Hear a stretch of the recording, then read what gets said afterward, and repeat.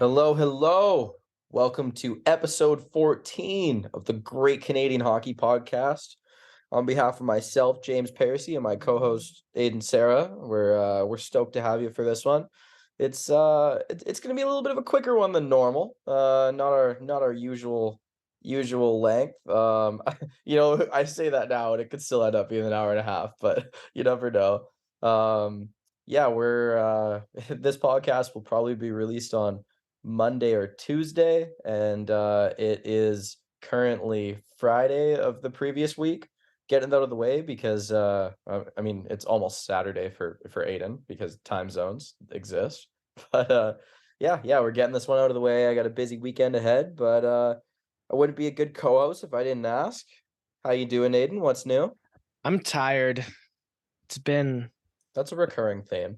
it's the week was like more hectic and busy leading up to now, and I'm in the middle of a hectic and busy weekend, and next week looks even worse. So I'm really gonna revel in all like the rest I can muster in the next little while because it's gonna kind of be few. The opportunities are gonna be few and far between, but that doesn't mean we can't do the podcast because this is a priority. Damn right it is. You said the word muster, and then muster always makes me think of when there's a earthquake drill when you're a kid in school, there's muster stations. And then when I was a kid in school and I heard mustard stations, I always heard mustard. And I was like, I hate mustard. Why I can't we call it also something else? I also hate mustard. Well, where do we stand on If honey mustard? Because I think honey mustard slaps. honey mustard, it has to be extremely like it really has to taste like honey to me, Oh, you know? sweet and mayo-y. There's got to be just Yeah. the only part of it that's mustard is the fact that it's yellow. Yeah, pretty much. That's kind of my attitude. If there was a honey mayo, I actually might be more inclined to order that. But the other thing with me is like I'm never gonna go honey mustard first. Right? Like if I get brought like chicken strips and they like it comes with honey mustard, I'll give it a go. But if I'm up front, I'm ordering food. It's like, what dipping sauce would you like with that? Honey mustard's never the first thing out of my mouth. Number one is whatever something spicy they have is number one, and then Mhm. number two is barbecue. Does your rink have good chicken tendies, good chicken strips? Dude, so it concession opens at like hour before game time. I suppose I could go order it like right as it opens, but then beyond like maybe like a 15-20 minute window around when the doors open and the concession opens, the line is too long. I got too much to do to even try it, right? Like I'm at the rink all day, but the concession doesn't open until the doors open for the fans. So that line is too long and I got too much to do to even try it. So I've been able to like get a hot dog from that concession. But other than that, I have not really tried their cuisine. Are you a rink hot dog guy? Because I've never been a rink hot dog guy. Rink hot dogs, like to me, it's something I can like eat while I'm walking, right? And so when I'm like running around the arena, like trying to check all the boxes I gotta check, trying to check in with all the people I gotta check into, and doing whatever. It's actually pretty easy for me to be able to finish a hot dog while I'm not sitting down.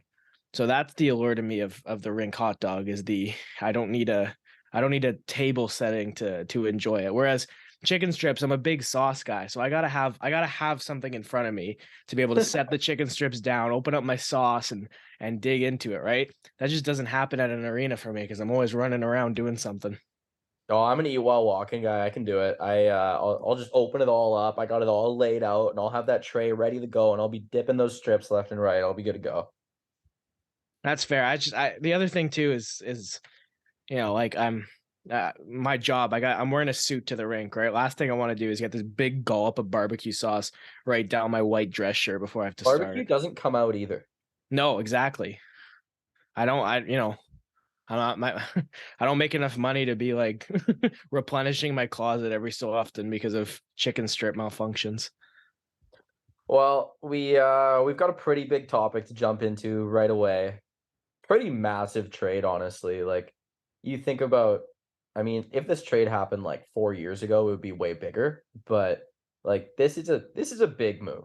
And the one we're talking about is St. Louis Blues trade Vladimir Tarasenko and Nico Mikkola for Sammy Blais, D prospect Hunter Skinner, conditional first round pick, and that's just going to be the lower of the Rangers' 2 first rounders because they have Dallas's and their own, and then a conditional 4th rounder that becomes a 3rd if the Rangers make playoffs, which I'd be blown away if they didn't.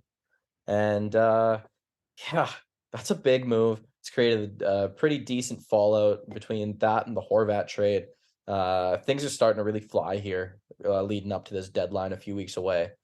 And damn, like this one, I woke up and I was like, whoa, okay. Because I sleep in pretty heavy. So yeah, I woke up and saw it. I was gonna say I was doing the math in my head. I'm like, woke up because I got this buzz in the middle of a staff meeting. I'm like, that there's no way that was like. Well, I work till 11 p.m., come home, make food, play video games, watch a movie, go to bed. It's like 4 a.m. by the time that happens. Man, since I moved, I really haven't been able to that was totally me until I moved and I had to get like the grown up 9 to 5 office job during the week, and my 4 a.m. days, at least for now, are behind me. Don't know if it will be recurring maybe post this job, but yeah, so for me, I was in the middle of my workday and I got my buzz on my phone about the Tarasenko trade. It took longer than I would have liked to have seen the return because I was distracted during my staff meeting trying to Google to see what was going back the other way, to the point where I don't remember anything that happened in it.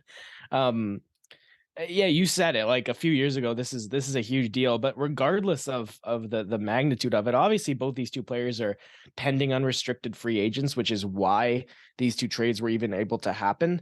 But I'm glad to see trades like this because it's been so hard for teams to swing these kinds of big deals with the hard cap because, you know, like Vladimir Tarasenko as a 7.5 AAV, the St. Louis Blues would not have been willing to retain 50% of $7.5 million if Tarasenko's contract expired in 2026, right? The only reason they were really able to is because it's a 3.75 hit on their cap for the rest of the season. That's it. They're not going to use that AAV towards anything else. It's not going to be a roadblock for them because retaining part of this salary doesn't mean that they have any sort of stake in Vladimir Tarasenko's next contract. If the Rangers want to extend him, pay him $10 million a season, St. Louis isn't on the hook for 5. They're just on the hook for this cap hit for the rest of the year. As far as the New York Rangers go, I think this is a phenomenal destination for Vladimir Tarasenko. Him and Artemi Panarin are very good friends. They won a World Junior Championships together in 2011. Tarasenko was the captain of a team that Artemi Panarin scored the tournament-winning goal for. And to me, it makes all the sense in the world. Tarasenko played his Rangers debut today, scored on a sweet feed from Panarin. He's 1-for-1 for the Blueshirts.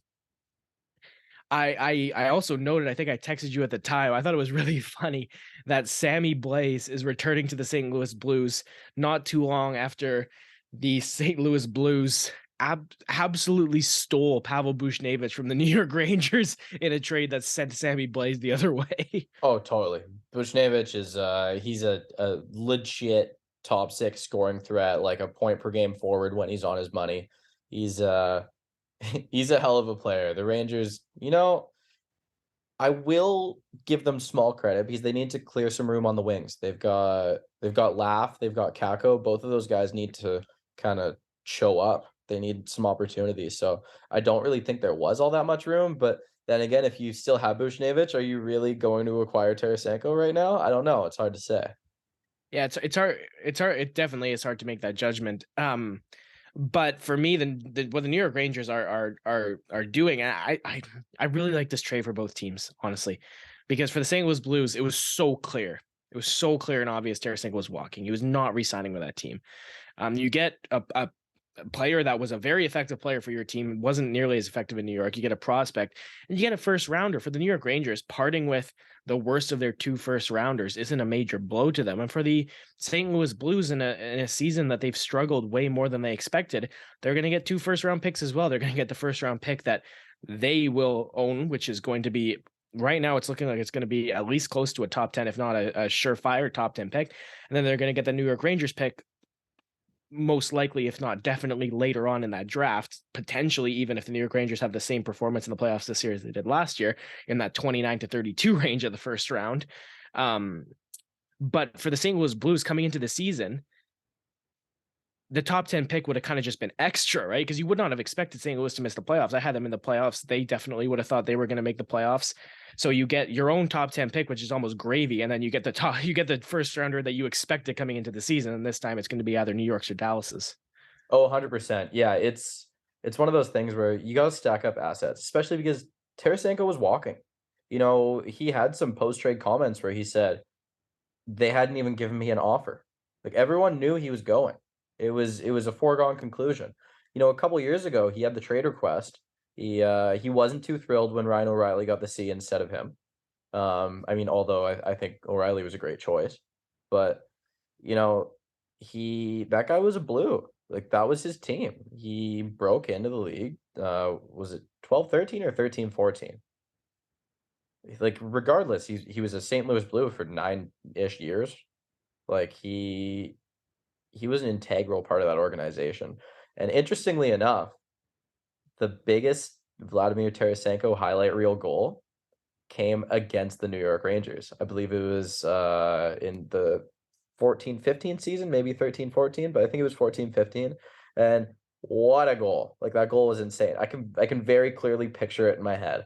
That's like his claim to fame is that one. And I mean, and it just a lethal shot, a dynamic offensive player. But I think I give both teams a good grade on this trade. I think they both got what they needed.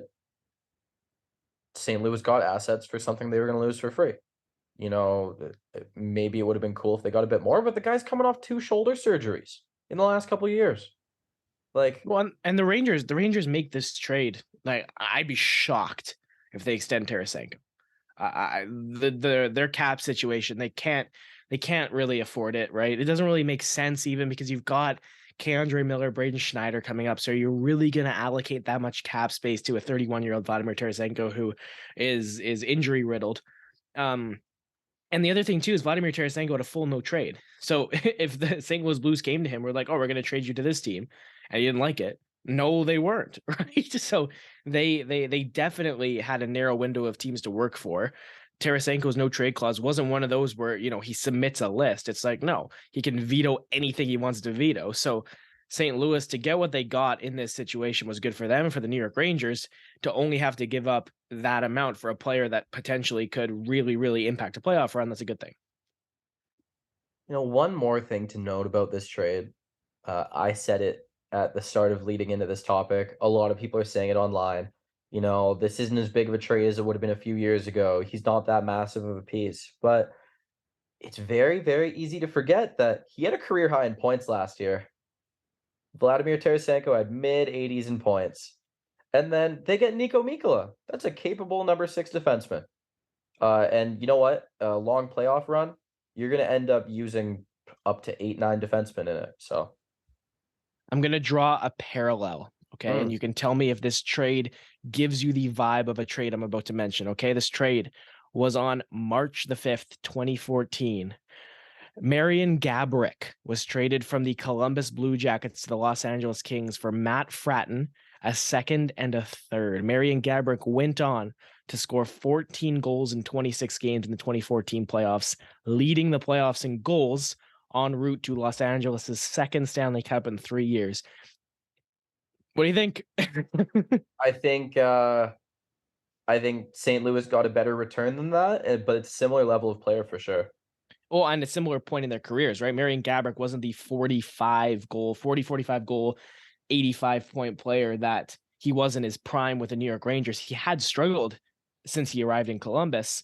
Columbus trades him for Fratton and the 2 picks, and Gaborik so huge in that 2014 playoffs with the Los Angeles Kings, massive. And he came in kind of almost as a complimentary piece, and then 14 goals in the playoffs is ridiculous. Scored multiple overtime goals, huge moments for that LA Kings team. Scored a couple goals in the Stanley Cup final on Henrik Lundqvist. I'm not saying Vladimir Tarasenko is going to go off in the playoffs for the Rangers, but on a line with Artemi Panarin and Mika Zibanejad, that's a filthy line. Like that is gross. Disgusting. That is gross. Yeah, I'm actually so hyped. I don't know why I like the Rangers. I couldn't even tell you why I do, but go off, New York. go on a run. Let Vladdy and Artemi lead you to it. Yeah, and I think, well, this perfectly segues into one thing I want to talk about next. I got to ask, did you see Patrick Kane's comments? I gotta admit, no, I have been at the Eagle Builder Oh, Center all day working on my own stuff. this is really good. Like juicy good. Like not a good thing, but his exact quote, "It's not like the happiest I've ever been to hear about a trade. I think the Rangers are a team that you definitely pay attention to and are definitely intrigued by for obvious reasons. If things were going to happen, that was a team I was definitely looking at. Seems like they kind of filled their void and went ahead and made a deal, so it is what it is." What does that make you think? It makes me think you wanted to go to New York. Yeah. um, Hold now, on, hold on. He follows it up with, oh, more. in fairness to Kyle Davidson, I haven't went to him and said, I want to go here or I want to stay. I haven't gotten to any of that yet. I think within the next 10 days or so, we'll probably get a clearer picture of what's going to happen. Patrick Kane trade clock, 2 weeks. Yeah, well, and much like Vladimir Tarasenko, Patrick Kane has a almost unstomachable cap hit at $10.5 million. But Chicago, he's a pending UFA, which means Chicago can pretty much, without needing to worry about anything, retain half of that at 5.25 because it goes away in the summer. Patrick Kane only 9 goals and 35 points in 47 games this year. That was after 92 last year, which was a really good number for him. And why are his numbers low? The team's awful. There's that. One more thing, injury concerns. Yeah. So everyone's been talking about a hip issue, um, one that's been lingering since last year and has really trickled into this year. And he addressed that in his comments today as well. He really put it all out there today. This was a big media day for Patrick Kane. And you love to hear it because this guy's lock Hall of Famer, one of the most iconic players of this generation. Like he's top dog. He's probably the greatest American player of all time. Not probably, he is. I will say that. I'm sorry, Mike Modano. I'm sorry, but he is. Sorry, Brian Leach. It's Patrick Kane. I was actually gonna say, like, Patrick Kane because of the longevity. No, even peak How many Patrick Kane. cups? No, even peak Patrick Kane over peak Brian Leach. I was gonna make the argument that Brian Leach in the 1994 playoffs was the best we've ever seen an American play ever. But Patrick Kane, he didn't take one playoff run off. Like he only won one Conn Smythe, but he definitely could have won it in 2010. Had like 28 points. He Had could have won like all three. he really could have won it in 2015 as well. Not that Taves and Keith were bad picks, Mhm. but it wasn't like he ever took a back seat. So on those injury concerns and everyone talking about it, because every garbage Instagram page that you see with like an unsourced rumor in there, every time you open up your Instagram Explore page, I don't know if that happens to other people, but as a hockey nerd, that's what I see every time I open that. I do not use Instagram Explorer. Like I will follow the accounts that I feel I will not be duped by, and then use those accounts rather Go than click on it. It's ridiculous. You'll see some dumb stuff, man. But so what he said was, I'm not sure what the story is, to be honest with you, but I feel better than I did last year. It's just one of those things that maybe the story leaks out and it piles up a bit. What does that make you think? Because in conversations with a friend, he thought maybe, well, he has to say that. And I do agree with that. But also, there's got to be some shred of truth in there. Yeah, I mean, I definitely think it's kind of just trying to like weather the flames a little bit in terms of the injury concerns and kind of it's him trying to say like I'm fine, guys, without without blatantly making any explicitly true or false statements. Um, my expectation, honestly, James, for a Patrick Kane trade is one of two things. He's either it's going to be the Tarasenko trade, where he goes to a contender who gives up assets to get him in the knowledge that they are trying to win a cup this year and he's leaving in free agency, or he's going to be traded to the Buffalo Sabres, who are going to give up that. Jack Quinn and a first round pick for him, and he will sign a team friendly deal to be at home and play alongside Tage Thompson in one of the most disgusting American duos of all time. Okay. I like the Sabres, and this was going to be my question for you. What are your top 3 trade destinations for them? You already said one. That one's my number 2. Originally my number 3 was the Islanders and my number 1 was the Rangers, but both of those are Oh, off the list. Those are gone. goodbye. Yeah. See ya. Yeah. People online will be like, "Oh, the Leafs." No, it's not gonna happen. Sorry. Nope. Nope, nope. My number 3, I go the LA Kings. I can't imagine him playing in LA Uh-huh. after all those playoff games against them with Chicago. My number 1, the Carolina Hurricanes. They've got some cap room now with Pacioretty toast for the rest of the season. They also have a contract they might want to clear out if possible. And I don't recall, you could probably look up for me while I finish this point, if Jesperi Kotkaniemi has a no trade clause. So I would think it would be a first round pick, another draft pick, Kotkaniemi, throwing in another guy like Jack Drury or Seth Jarvis. So Jesperi Kotkaniemi has a modified no trade clause in this contract that kicks in year 4. So this is one of 3 years in which it is not in play. Okay, I was gonna have Carolina as my 3. I wasn't thinking Kotkaniemi going the other way. Can I give my honorable mention number 4 before you go in? Well, you didn't say who my number 1 is, so maybe it's gonna be Okay. my number 1. So I think for the Carolina Hurricanes, there's only gonna be 2 players involved in the trade. I think it's gonna be Patrick Kane and Seth Jarvis, and then you get at least a first round pick. We'll see if it's gonna be the first. I was thinking the first, second, third from Carolina, where you can make Jarvis a first, a second, and a third. You know, if you want to maybe try and tack on a condition on the second or the third, like, oh, if he re-signs, you get it, right? Something along those lines. But I like Seth Jarvis a lot. He's kind of having a down year. That's why you need to really bolster that side of the trade with draft picks. So it's Kane for Jarvis and those 2 or 3 picks. Definitely a first. It could be a first, second, third. It could be a first and a second, or it could be first and a third. That's my number 3. Number 2 is Buffalo as well, actually, for me. Number 1, New Jersey. Yeah, that makes sense. Him with Jack Hughes and Andre Palat even on that top line, like, that could be scary. Plus, Jersey has a lot of young depth in that system. I actually think you could make the same trade with New Jersey that you made with the Carolina Hurricanes. Just swap out Seth Jarvis for Dawson Mercer, and you could go Mercer and those 3 picks like for that. Patrick Kane. Yeah, or Alexander Holtz. That's another piece. Definitely Alexander Holtz. I think Alexander Holtz is he's a more interesting asset than Dawson Mercer, because I think with Mercer, honestly, the way I see Mercer right now, you know what he's going to be, right? I think his ceiling is like a 60-point top 6 winger. Alexander Holtz, to me, could never hit 30 points in a season, or he could be a point per game winger, right? Like, I actually don't know yet. I don't. Yeah. But it could be either or. Where Dawson Mercer, I think he's going to be a reliable 50-point top 6 forward who maxes out between 60 and 65. Think Derek Stepan in his prime, except Mercer's a winger, right? That's kind of my thinking for Mercer. And I think Dawson Mercer is a different player, but Stepan's production.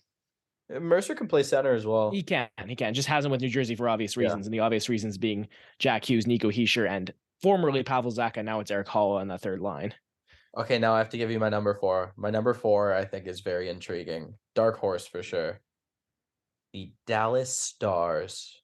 That's interesting. Because my number 4 was going to be Vegas. Just because they're in on literally everybody all the time. Mark Stone is on LTIR again, so there's your cap it right there. My dad texted me today, and he goes, would you, he was talking in a Brock Besser or Connor Garland sense. He was like, do you think Vegas would part with Brett Howden? I said, yes, but do you want Brett Howden right now? I would not take Brett Howden right now for similar reasons that Alex Formenton is in Europe. And that is, there is a risk factor with taking somebody off that 2018 World Junior roster in a trade. Now, I really think he's an intriguing piece as far as if you're packaging him with a couple other things. And I think the Vegas Golden Knights, they've put too much into this to now stop putting more into this. Do you know what I mean? Like they've mortgaged all their future they were ever going to have to win a cup now. Why would they stop? It's hard to say. It's hard to say if you don't want them to have another one of those in between years where you move too many pieces in and out again. You're like that kind of thing always worries me. And do they have the assets for it? I don't know. Maybe. It's hard to say. Like, I don't really know what they don't really have much in the cupboard, man. They have one prospect I can think of. Do you know which one I'm talking about? No dice? Brendan Brisson. Yeah. Yeah, that's the only one I could think of really off the top of my head that jumps out as a prospect for them. And, yeah, I mean, I haven't really looked at their prospect depth chart in a bit, but I was gonna say Zach Dean just because I'm fresh off watching him at the yeah. World Juniors with Yeah, yeah, Canada. yeah, that's one. I kind of forgot they had him, not gonna lie. But, yeah, I don't know, Vegas doesn't really hmm, I don't know if I could see them pulling the trigger on us on something like that. Yeah, and it would have to be it'd have to be a definitely a draft pick. A draft pick heavy deal for Vegas to be able to swing it. I really like Nicolas Waugh. That was kind of who I had in mind. He's 26. His, I'm still stuck in the like, oh, he's a prospect. It's like, no, he's 26 years old. He was drafted in 2015. He's not a prospect, but I still think he's an effective enough player that the Chicago Blackhawks, the way they're going, like, he could be early 30s, 30, 31 when Chicago's trying to move back up again. And then, the way that guy is, a 30-year-old Nicolas Waugh is your third line center for a contending team. That's perfect. But Chicago has a lot of work to do to get to that point in the next I 4 like the years. contract, that Nick Schmaltz has in Arizona. I feel like that's kind of a comparable a bit, like that's the kind of thing he could end up being. I could see him being a pretty talented, productive player as a fill-in in a top 6 on a bad team, like that makes sense to me. You watch him Yeah. play, he passes the eye test. Wow, for sure. For sure. He's got a good release too. It's an underrated shot on him. And yeah, and Vegas definitely was my definitely was my dark horse. And the more you talk about it, the less sense it makes, quite frankly. It's just for me, I'm back to they've done everything to win a cup with his group, like the prospects and the young assets they've traded away and everything they've done to whatever future that team could have had. Was it all worth it? And I'm gonna think they say no, and I don't think they're gonna stop. They're gonna, Fans in the stands, man, it's worth it. yeah, yeah, Hockey is a business. Fans in the stands draws excitement. That's bringing in all these good players, making all these moves. It draws excitement. I don't think. I think they'll look at it and say it was worth it for sure. yeah. That's a fair argument. I'm always of the mind of, if you could have had Nick Suzuki as your first line center for years to come, wouldn't you rather take that over the Max Pacioretty you turned him into, and Max Pacioretty helped you get to one conference final after his trade? Was it two, maybe? Two conference finals? One? Yeah, okay. I'm not sure. I keep putting up fingers that no one can see, but I think it was 2 actually. I think it was two. I think it was 2020 and 2021, was it not? Something like that. Yeah, but regardless, we should move on from this because potential Patrick Kane trades could be a whole episode. Like that's the kind of thing it is. Like it's that big of a topic. I don't Yeah. remember the last time that a player of his caliber was getting traded. A player with that kind of legacy was getting traded. Like it's massive. And it who knows when it happens again. That's the thing. It's the magnitude of this move is something that I think is going to be felt for a long time on both sides of that deal. And in USA hockey, like he's the guy. But moving on to a slightly less exciting thing, Los Angeles Kings extend goaltender Felix Copley, 1 year, $1.5 million. You know, they're kind of arriving at the end of the Jonathan Quick era. They have Cal Peterson signed to a deal. He has not been good this year. He's been in the minors a bit. It's he was unclaimed on waivers, I'm pretty sure. It's and that's a guy I looked at as I think he's going to be a very good goaltender. He just has to figure it out. It's just not working right now. But I think with this Copley extension, that to me, that signals the end of the Jonathan Quick era. Like, it's done. It's not going to be like another year. I think it's over. And to me, that's so sad. That is like, to me, I will die on this hill. To me, and I know everyone disagrees with me, but he accomplished the most. Okay, he was the goaltender of that generation. He's got the 2 Stanley Cups. I understand Price has the individual awards more, and Price has the gold medals, but I'm a Quick guy. I am. I don't know. I'm sorry, I don't know. Like, if you're going, I don't know, because to me there's 2 schools of thought, right? There is the best talent-wise and individually, right? And then the best in terms of overall accomplishments. And if you're taking overall accomplishments, yeah, I mean, I'll preface this. I never, and this is me being a little bit too harsh. I never even thought Corey Crawford was a starter caliber goaltender. I just thought he was somebody who that Chicago system and that Chicago defense made him look like a superstar. Okay, but you can't compare him and Quick. Those are different stratospheres of goalies. Well, that's what I'm saying is like if you're using 2 Stanley Cups as an argument, then Corey Crawford enters the conversation by default. Matt Murray enters the conversation by default, and I don't think Matt Murray's a starting goalie in the NHL either. He's having a great season in Toronto, but you have to do it on a consistent basis, which he has not done ever. So like I know where you're coming from, because Quick was a combination of a very talented goaltender and those accomplishments, those 2 Stanley Cups. But Like, if you're he probably using had 2 of the most dominant playoffs I've ever seen from a goalie. definitely 2012, in my opinion, he he won that cup. That cup was Jonathan Quick in 2012. That in 2014 it was definitely more by committee. Drew Doughty was playing the best hockey of his career. Justin Williams was playing the best hockey of his career. Marian Gaborik was playing the best playoff hockey of his career. Anze Kopitar was unreal. And not that the LA Kings didn't have those players in 2012 and those players weren't playing good, but they're not out of the first round in 2012 if they don't have Jonathan Quick in that. They're just not. And then it's also easy to forget when Chicago won their cup in 2013. It was after one of the best series I've ever watched. 3rd round, Kings-Hawks. You are going to put your one of the best series I've ever watched on a series that went 5 games. That's bold. That's a take. Yeah, dude, that was just top-end hockey. Oh, it was great hockey. It was phenomenal. That game 5. I'll give that game 5 one of the best games I've ever seen. That LA Chicago, Patrick Kane scored a hat trick on that 2-on-1 in overtime with Jonathan Taves. But the series as a whole, like it just there wasn't enough of it. Would be my only beef with it. Just like those 2 teams, those are the 2 Western teams of the early 20s of the first half of the 2010s. That's them. Yeah. Okay, James. We Yeah. said this was going to be quick. This is like our 8th tangent. We got to rein this in. Phoenix Copley has been signed by the LA Kings. I think Jonathan Quick is out. I agree with you. I think Cal Peterson ends up the backup next year. Interesting. You don't think they give him a shot? Peterson? Yeah.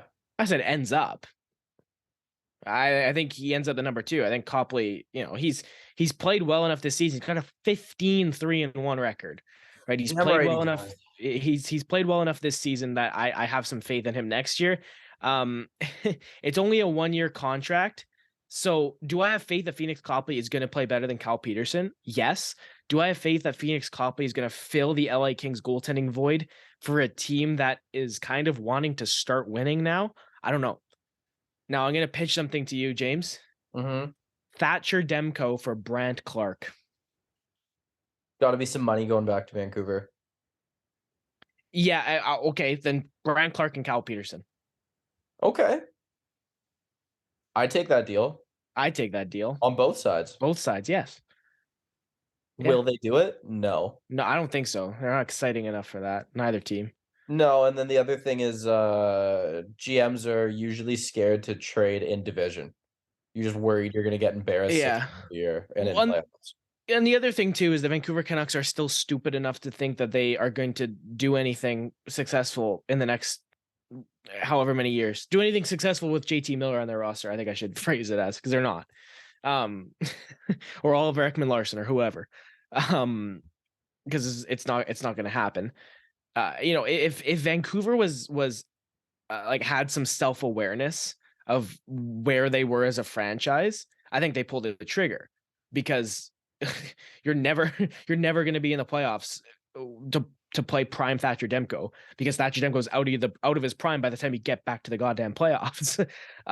However, Vancouver doesn't have that level of self-awareness. They still think for some reason that they can be a contender with this completely garbage group of pretenders to me, right? Like, it's just, it's Elias Pettersson, Andrei Kuzmenko, Quinn Hughes, and nobody else of value, And right? Luke Shen.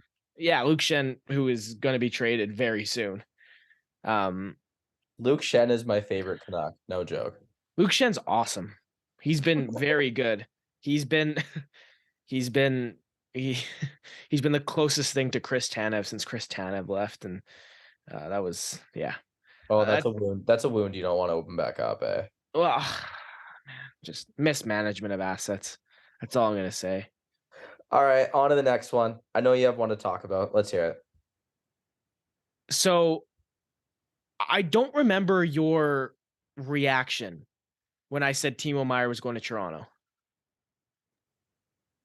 I think it was relatively confused optimism. Okay, because is it just me, or am I hearing more and more about Timo Meier going to the Toronto Maple Leafs? You are hearing more, but I've also heard Drew Doughty to the Maple Leafs before. I've heard Erik Karlsson to the Maple Leafs during this contract. And even from reputable people talking about it. So I never know to think that anything is actually going to happen with them, or if they're going to acquire role players again. I think I'm just gonna have to reiterate what I think I talked about before. Kyle Dubas, like, how many first round exits before Kyle Dubas doesn't have that job anymore? Right? I can't. One more, another one. Let's try another one. Well, and that's what I mean is I don't see this Toronto Maple Leafs team, even if they're in a second round, no way they're in a third round. This team is not. This team is not good enough to beat the Tampa Bay Lightning and Boston Bruins consecutively. No. However, this group with Timo Meier on it, if you can get Timo Meier going, is that the X factor that pushes them over the top? I love Timo Meier. I really, really like him. I just, do you give up the assets it would take to get Timo Meier, knowing that what are you going to do? Right? I heard today that the Toronto Maple Leafs line of thinking could be, because he's an RFA, so they still retain some rights on him in the short term. They could trade for him and then try and get something similar to what they traded away back for him. But no team's going to do that because he got a $10 million qualifying offer. That can't happen. Like, $10 million qualifying offer basically means the Toronto Maple Leafs would have to offer him a contract with the AAV of $10 million to prevent him from even becoming an unrestricted free agent. That's the only way he stays in RFA. I like Timo Meier more than William Nylander. So do you go Meier instead of Nylander? Meier is a year younger. I think he's more what Toronto needs than William Nylander. Nylander, like, Meier to me is the puck in the back of the net, period. I actually think Timo Meier is the perfect third piece to a Mitch Marner, Austin Matthews line. William Nylander, he's not enough of a pure goal scorer to me to fill that void. One of these guys is playing with Tavares. Maybe. Is this the first time we've talked about the Leafs on this podcast? No, because we had this conversation. No, but like this much depth. Maybe. Have we made it 14 episodes without having a No, deep because leaf talk? I specifically remember talking about how much I love Mitch Marner. So at least we talked about Marner in depth. I know we talked about. I don't know if we've talked about the team. I think we've talked about Mitch Marner. We've talked about Austin Matthews, with this much vigor. But I don't know if we've talked about the Leafs as a whole. And I guess, I already said it. Like this Toronto team to me isn't beating Boston, and that's even if they beat Tampa, which is doubtful. So something's got to change, James. Because that's the other thing too. Is something has to change. What's the definition of insanity? Doing the same thing over and over again and expecting a different This result. is the same thing. You just change the goalie. That's all that's changed. And you got Calle Yarncroke. Congratulations. Connor Like, Timmins. yeah, wonderful. That's gonna put you over Tampa. No, I like Connor Timmins, but no. so to me, it's like, yeah, the change, swapping out Jack Campbell for a Matt Murray, Ilya Samsonov duo.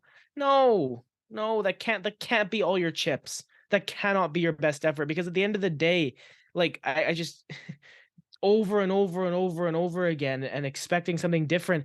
It's something's got to give. Like the Washington Capitals made serious changes. They completely revamped their bottom six before they won the Stanley Cup. They don't win the Stanley Cup without that fourth line of Chandler Stevenson, Jay Beagle, and Devontae Smith-Pelly. They don't. I maintain that. And so, Toronto has to do something, has to change something up. You can't go in again with this group and just expect a different result because it's a new year, right? Especially when Mitch Marner, I think, is having a better season. Austin Matthews is not the player he was last year. He's not playing nearly as well. He's playing good. He's a good player. He's not an MVP candidate this year.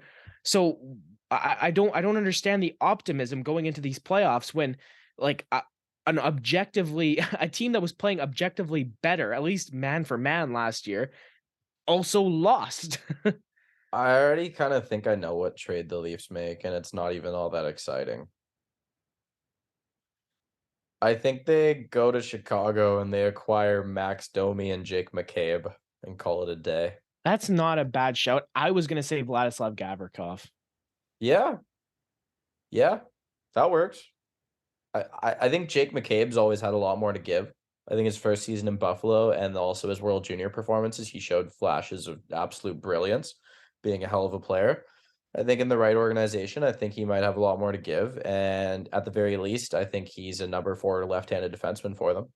Maybe a number 5, something like that. Like he's a dependable D, I think. And Max Domi has flashes of awesome here and there.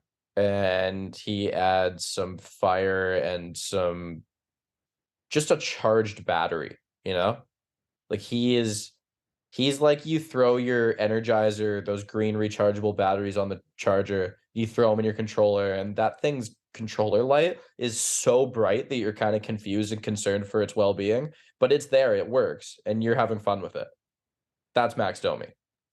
It's a weird analogy, but I get it. I know what you mean. Yeah, I could see it as well. And I guess that's kind of a segue into the next topic, which is, again, kind of on the trade deadline, the trade board. Who's next to go, James? Like we talked about Kane, we talked about Meier. Who's next, really? I think Ivan Barbashev is the easiest move. I think that's another guy the Leafs could very easily target. I heard I think I was listening to Overdrive. I always listen to Overdrive right after trades because they usually have some decent guests and have a good discussion. So I was listening to Overdrive after the Tarasenko trade. And yeah, they were talking about how that would be an interesting move and like who wouldn't be interested in an Ivan Barbashev to come juice up a third line for playoffs? That's a great piece. It's physical, decent offensive ability, solid defensively. He's just a jack of all trades. And he's physical. I already said that. But he will cause some pain. Ivan Barbashev is a solid player. And yeah, I think any team would be happy to have him. I look at, honestly, Colorado's not a bad destination. Minnesota, if they're in a playoff spot, I think Ivan Barbashev's a solid ad. Their second line center is currently Freddie the GOAT, Frederic Gaudreau. I love him, but I don't know if he's truly a second line center. I don't really know if he can excel in a bottom six role either, so that might kind of throw some juju off there. But I think those are solid destinations. And in the East, I think he's a guy that Washington could look at, juice up there, bottom six, if they're in a playoff spot. Much the same vein, Toronto. So that's a guy I could really see moving. Another St. Louis Blue, I think, is one of the more intriguing guys on the trade block, and that's Ryan O'Reilly. Guy's coming off a broken foot. He's supposed to play Saturday, so tomorrow, but a few days ago, or a couple days ago, when you finally listen to this. And I think that guy has a lot more to give. I think the injuries, this St. Louis Blues team being dismantled, the moves, other teams getting faster around an aging veteran St. Louis lineup that was known for physicality and defensive ability and a really strong play in the neutral zone. I think he was probably just pretty exhausted. And I think these injuries here and there and his not so great play to start the season was a result of that. And I think this guy has a hell of a lot more to give somewhere else. Pending UFA, I think he's ready for a new home. He's said in a few comments he'd love to stay and be captain of the St. Louis Blues. That brings up the same thing we were saying earlier about Patrick Kane's comments. Is that, does he have to say that? Probably. But I think there is a lot of truth in that as well. What do you think about Ryan O'Reilly? I think Just a precursor, Ryan O'Reilly is my favorite player in the NHL. We haven't talked about this. He has been my favorite player for. Oh, we have? Okay. Yeah, we definitely have. Yeah, so I bring him up out of bias, but also because it is fact. If Jonathan Toews doesn't go to the Winnipeg Jets, I say they go after Ryan O'Reilly. It would really help bolster their depth down the middle. Winnipeg all of a sudden is a team that really looks like they should push, because it was a group that kind of looked like they were past their window. Now all of a sudden the window opened right back up again. But their superstars to me aren't in a position where this team is gonna continue to be contenders. Maybe they have another year, but just I don't see this being a long-term success story for the Jets. And really this season, I think the Western Conference is wide open this year.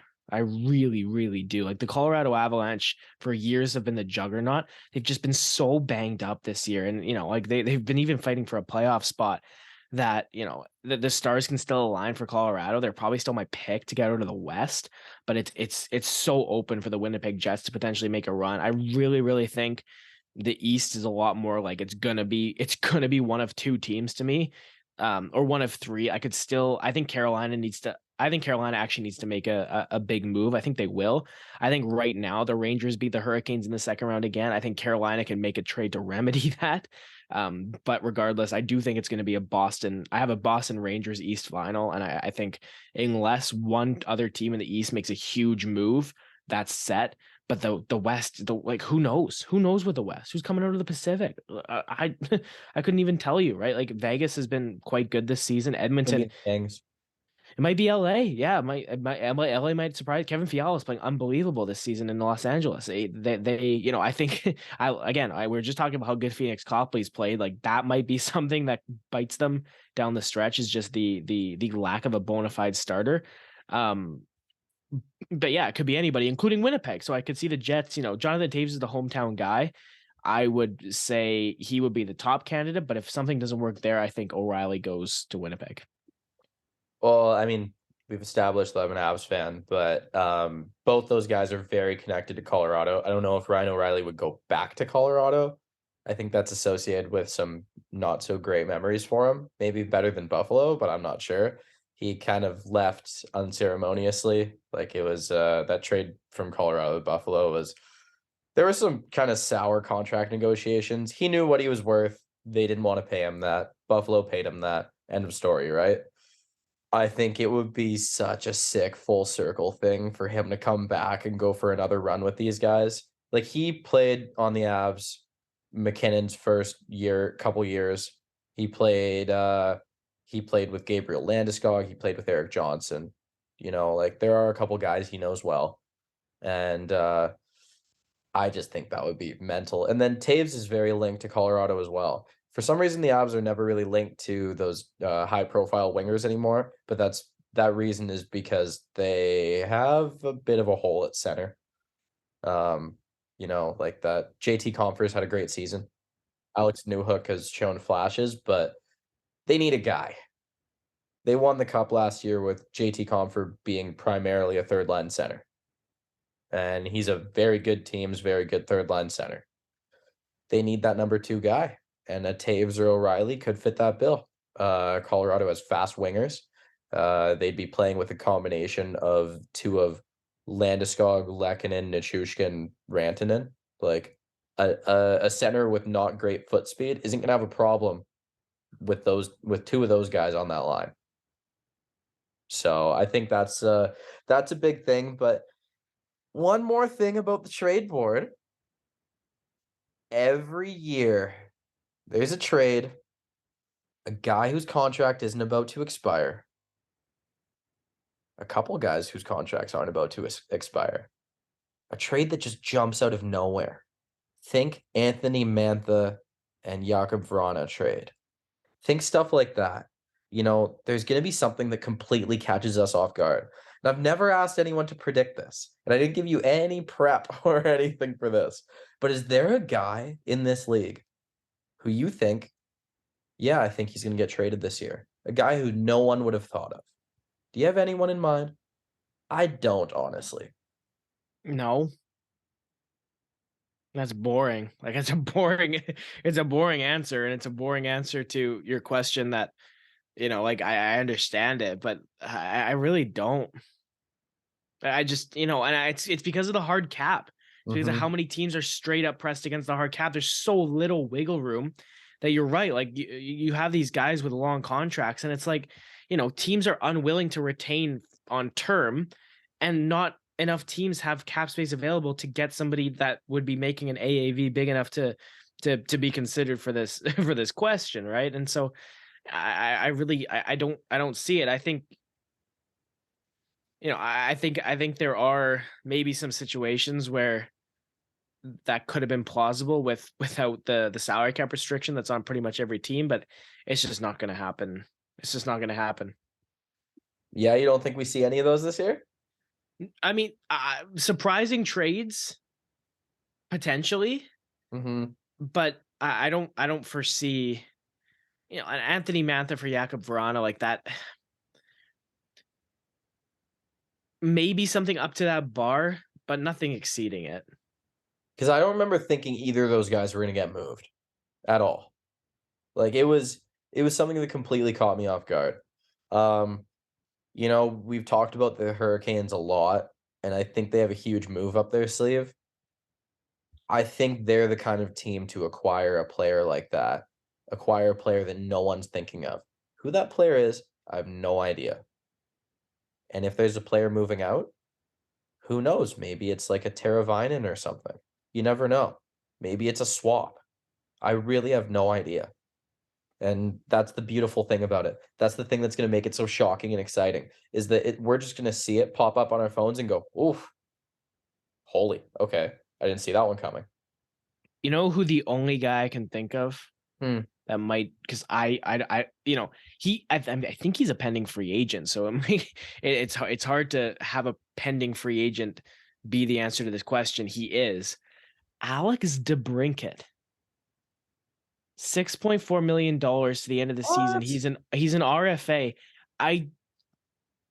Maybe it's just because of the Tkachuk and Gaudreau situation. Okay, when I see Americans get traded to Canada, I tense up. I do. I tense up, and I think that's not going to last very long. He's the only one I can think of. He's the only one I can think of because, like I said, restricted free agent. So Ottawa still has a good measure of control, right? That's why it still likely won't happen. I still only give it like a 25% chance. But for what the Senators gave up to get him, like they could definitely get more than they gave up in a trade, right? No doubt. No doubt. They gave up 3 draft picks. They gave up a first, a second, and a third. They gave up what Vegas gave up for Thomas Tatar in 2018, right? That was the same deal for a 41 goal scorer. So that would be the only guy I could think of, but I still would bet against it happening. It's just I can imagine that contract negotiations had to have occurred, and if the Ottawa Senators get the sense that those contract negotiations weren't going to be very successful, then I could see them pretty much flipping to bring it because they got him last season, right? I could see that happening. Interesting. Okay. That's something I feel like we could talk about more in the future. I had one more topic in our trade stuff. It's kind of a pointless one. Is an Erik Karlsson move possible? No, it's not gonna happen. It's not possible. No. No. He's It's 32. If he was 28, yes, honestly. If he's 28, yes, because you can still make the case that his best, like he might still have his best years in front of him. This is his best year, right? Like what he's gonna surpass his career high in goals and points. He is, right? Which is great. Good job, Eric. Like he's not as love to see it. You do, but it's not gonna happen again. Right? He's 32. He's making $11.5 million till 2027. Nobody's trading for him. Yeah. You can't. You cannot. And San Jose is not going to retain half that contract. No. For all of those years. No. It's just not going to happen. You'd have to literally give them. You basically have to give them. It would have to be Montreal. Honestly, only way this happens, it's Montreal, and it's both of their Bedard tickets. That's it. Like that's the only way that you're getting rid of Erik Karlsson is if you give somebody those two assets. I'm saying if Karlsson was on Montreal, Montreal, like it would have to be. You'd have to trade Karlsson with 2 Bedard tickets to get somebody to even take him, right? Because as good as he's playing, that's awesome. But he's 32 years old. He's got 11.5. We're not talking about a $6 million cap. We're not talking about something that you can still work around. You can bury. You can. It'll how work. Many years left? 4. 2027. Oh no. No, yes, it's 4 years after this one. He will be 37. He's a May birthday, so he will be 37. Wow. Before this contract expires. It's not happening. Yeah. All right. Well, that one seals that deal. That does it for the NHL portion of this pod. Aidan, you've got some junior stuff to talk about, and one Dylan Guenther having a solid night. What do you have to say? Yeah, something quick. So the Red Deer Rebels from Red Deer, Alberta, where I live, are a very good hockey team. They're very solid. I like their game. I like their players. They were second in their division going into Seattle tonight. And this is the difference between a very good hockey team and the team that's going to win the Memorial Cup. Seattle smacked them 6-1. It was 0-0 through 40 minutes. And I think Seattle just started the third period. We're like, okay, we're going to start playing hockey now. And they scored 6 in the third. Dylan Guenther factoring in with a goal and an assist. Brad Lambert also scored on the power play. It's just an extension of what we talked about on the last podcast, that Seattle was going to win the Memorial Cup with Dylan Guenther on the roster. And it's a strong start to it. So, not much in terms of the junior portion of the podcast today. But that was worth mentioning. This feels so early. I get to say my phrase so early. I don't think I've ever said it at this mark. We're at the hour mark. This is wild. All right. I got this one. I'm going to really put a lot into it. Okay. Got to open up the diaphragm a little bit. My office has been a mess, so I've been recording laying in my bed. Fans don't really care. Listeners, I don't know, both. One or some of one, but not both. We don't have fans, James. Okay. All right. This wouldn't be the Great Canadian Hockey Podcast without a couple great games to play. So what do you got for me this week, Aidan? This is 14, right? Episode 14. Episode Gustav Nyquist. When does this stop being what you say every time? That's just something we're gonna have to find out. It's not about the end result, it's about the journey to get there. Yeah, I have no idea. I don't know. I'm numb to it now. Okay, so we're gonna do finish that trades. We've done a lot of career trajectories. So I think with the trade deadline approaching and all the moves being made, I think finish that trade would be better. And we're going to start with a notable deadline acquisition. So this will follow the easy, medium, hard setup. This is question 1. This player was traded from the Calgary Flames to the Pittsburgh Penguins on March 27th, 2013 for Ben Hanowski, Kenny Augustino, and a first-round pick in the 2013 draft that turned into Morgan Klimchuk. Yes, it was Jarome Iginla. Easy. Did you have NHL Network that year? No. Okay, so I had NHL Network, and that was one of 2 years I ever had it. And I remember they said on their NHL Tonight, so it was basically like news, but it was like you were watching network news, but it was all NHL stuff. And yeah, it was we're hearing that Iginla's been traded to the Boston Bruins. I'm like, whoa, this is crazy. And I can't remember I think Alexander Koklachev was in the deal going back, I believe. And a couple draft picks and another player. And I remember those draft picks eventually turned into nothing, and that player turned into nothing. And unfortunately, so did Koklachev.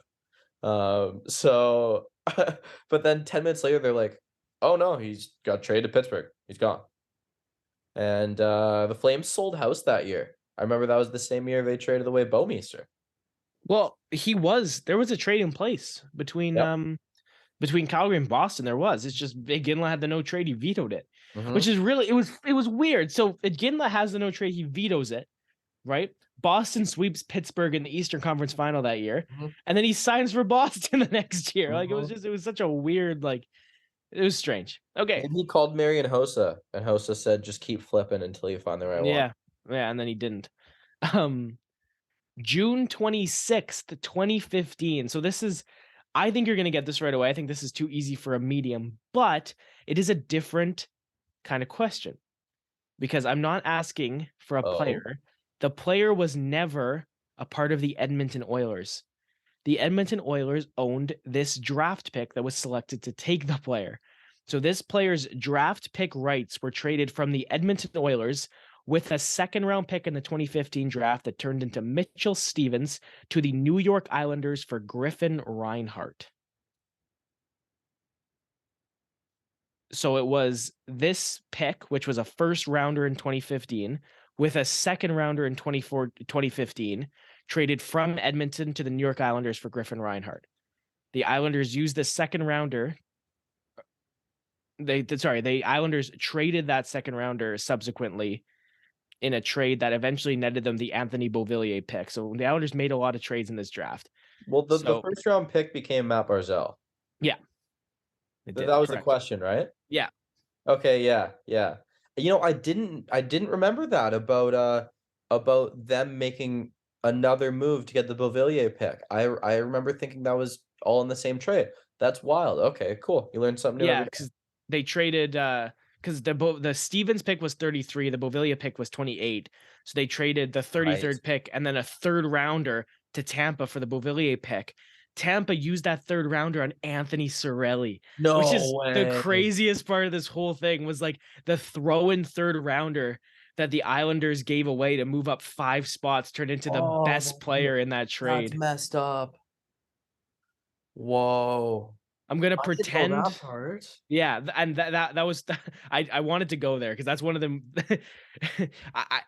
We can do it. I can look through. I'm sure we can find that out. I want to know if there's a more notable player used with one of those kinds of picks that's like, oh, we'll throw in this to move up a few spots. You know what I mean? Like how many times that player, like an Anthony Cirelli, how many times is that player better than the other 2 players picked in one of those trades, right? We could do a whole episode on draft day trades, which we probably will, but. Oh, we will. We're gonna probably have a lot of pods that week. That's gonna be a wild week.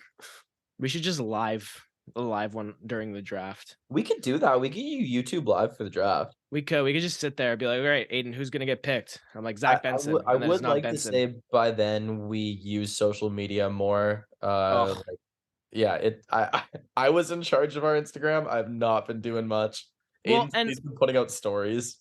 Yeah, I put out a story every time there's an episode. Dude, my job is social media, right? That's so much of my job. I'm so sick of social media. I can't summon the will to do anything on the podcast because the entirety of my life is editing videos and producing content for the Bulldogs social media. It's just I can't summon the willpower to do it for ours. Um Well, Last one. when we have 25 listeners on episode 60, we'll know it's because both you and I did not put enough effort into social media. Well, yeah, that's there's definitely a potential for that. So I've got the hardest one. This is one of a lot of trades this guy was involved in. June 30th, 2010. This player was traded from the Chicago Blackhawks with Bill Sweat to the Toronto Maple Leafs for Chris DiDomenico, Victor Stahlberg, and Philippe Paredes. Was this Chris Versteeg? Yeah, good job. Money. I knew that he got traded from the Hawks, and I knew he had played on the Leafs, and I knew it was after 2010. So I was like, okay, this is a shot in the dark. It could be a couple guys, but damn, okay, I'm stoked. That worked out.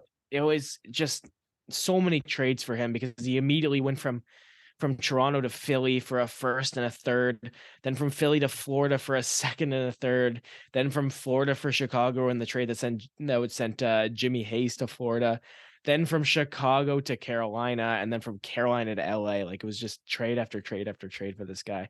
The only team he signed for as a free agent was the Calgary Flames. You know, I've heard a couple. He's actually a really good follow on social media. If anyone's looking for a good Instagram follow, Chris Versteeg actually puts out some good hockey content. He just like live reacts to things and stuff like that. Twitter as well. He's he's a good follow. I don't know if his Twitter name is still Steegalicious. If it is, then awesome. I Yeah, sweet. It might have been a very long time since then. But the other thing too is um him and Joel Quenville had like an interesting relationship where it was like can't stand Versteeg and then I love him, respect him, get out there. And Joel Quenville is one of those coaches where like controversy from that came out last year aside, he was a very, very, very effective NHL coach. He got the most out of a lot of players. I don't think anyone else was going to get as much out of Brian Bickle. No disrespect to Brian Bickle. He made the NHL. I am a terrible athlete. Okay. But Quenville got the most out of a lot of guys. So it's interesting to hear about like when rocky patches come through. You wonder if it's that old school coaching style where it's like, I got to motivate this guy differently and I have to deal with this guy differently. Because I will never know what it's like to manage professionals. That sounds wild. You're managing grown men, okay? Grown women in different sports. But wow. It's I always thought that was really interesting. And pretty cheery, fun-loving guy from the couple interviews I heard as well. So, I think we got our games down. I went 3 for 3 smoothly. Yeah, fired through it. It's hard because the career trajectories I think we're pretty even on. So when when I think of woman, if it's gonna be a hard one for me, it's probably gonna be a hard one for you. You Yeah. are significantly better than me at those finish that trades. So it's harder for me to like judge an easy, medium, hard in that sense because I just like that Versteeg one. I would have been sitting here for a while. Like it Do you would have. think you would have got it? Um, I think I would have because I remember that Leafs first line because it was the first time. That was actually the first time I was like 7, but it was the first time I was like, why do people in Toronto think their team is better than they are? Because I remember it was supposed to be like a Chris Versteeg, Tyler Bozak, Phil Kessel first line, and it was actually getting like hyped going into the season for the Maple Leafs. So that was the first time I ever had the conscious thought of like, who thinks that's going to be good? Like, what's going on in Toronto? And of course, I now know 13 years later that that was going to continue and it was going to continue a lot and forever. And it was going to get worse even because then they were going to actually be pretty good and be considered the godsend of hockey teams. But I digress. Well, any more notes to add tonight, Aiden? Anything else to add? It's now officially Saturday for me. It's Saturday Uh, for me too. It's midnight here. Actually, yeah, there is something that massive shout out. Blackfalds Bulldogs, my team for the first time in franchise history, full sellout tomorrow night against the Brooks Ooh, Bandits. that's a big milestone. You love to Big. hear it. It is big. Brooks are in town, 2-2-1 Oh, against the Bandits this season or the Bulldogs. So that's not hope they can, bad. hope they can technically win the season series. If they win in regulation, they would earn more points from those games than the Bandits did. So that would be huge, especially knowing that if the Blackfalds Bulldogs want to win anything significant in the playoffs this year, they have to pass through the Brooks Bandits before they make the AJHL final, which would be a very daunting task to run into them in the playoffs. But this is the last time they're going to see them in the regular season. So hopefully it's not the last time they see them at all, because like I said, if they are going to make a playoff run, it has to go through Brooks. But last time, hopefully it's hopefully when Brooks leaves tomorrow night, it's bye for now and not overall. You know, I gotta ask, you might not have this information on hand, but does anyone else in the AJ have a record that good against Brooks? No, nobody else has beat them twice. Wow, that's a claim to fame. You love to see that. It is back and both pretty convincing 6-3 wins, one at home, one on the road for Blackfalds. Brooks beat him 6-2 and 3-0 on home ice, and then Brooks beat them in Blackfalds 3-2 in a shootout as well. I got one more thing to say, just for our nerdy hockey fan listeners that we have on this podcast, just before we go. And we have a few more episodes before the trade deadline as well. So like it's not all that urgent, but I just kind of wanted to get it out there. And a lot of us as hockey fans have really good memories of watching Trade Center, TSN Trade Center going into the NHL trade deadline. And having some pretty exciting mornings with that. I know some kids that like got to stay home from school and their dad would take the day off work or whatever. I know for me personally, it was pretending to nap during my grade 8 science class because I would get in less trouble for falling asleep during class than being on my phone during class to keep up with all the trades. And just a little bit more of an explanation, I would put my hood over my head and kind of like have one eye open looking at the teacher. So just pretending I was really tired, but really my phone's shining on my face. And looking back, teacher could definitely see my phone light on my face. Like my face was lit up. Okay. Yeah. It wasn't as clever as I thought it was, but what 13-year-old is really that smart? But I think going into this year's trade deadline, just managing expectations a bit. Just being excited if your team makes a move, period, even if it's just a little depth move. We've talked a lot during this episode about the fact that there is a hard cap in the NHL, and unless it's a money in, money out move, it's not as easy as it used to be. Most teams are up against the cap. It's not like 10 years ago where there's probably 10 teams in the league that have close to 10 million in cap space. It's not like that anymore. I don't know how many teams have that much. Maybe there are 10 right now that have that much, but whatever. I digress. And if there are, those aren't the teams that are in a position to add a $10 million effective player, right? Like it's the teams that, aren't that strong. So why would a team, unless it is, of course, the trading something like an Erik Karlsson along with 2 lottery tickets for somebody to even take him, right? Like the Arizona Coyotes have stockpiled draft picks from taking dead contracts, and one of them is Dylan Guenther. Congratulations. Exactly. But yeah, I just kind of want to, as a hockey fan, what I'm going to do and what I suggest other people do is just manage expectations and enjoy the deadline for what it is. See a couple players play in different places, nice little changes of scenery. Might be a couple big trades, might not be. I think if there's a Patrick Kane trade, that's monumental. Let's just be excited for that. And yeah, just take it all with a grain of salt. Enjoy it for what it is. I feel like yeah, that's definitely all we got. And I want to thank you all for listening. However many there are. I haven't looked at our optics in a while, but without further ado, let's roll that outro. Cheers, guys.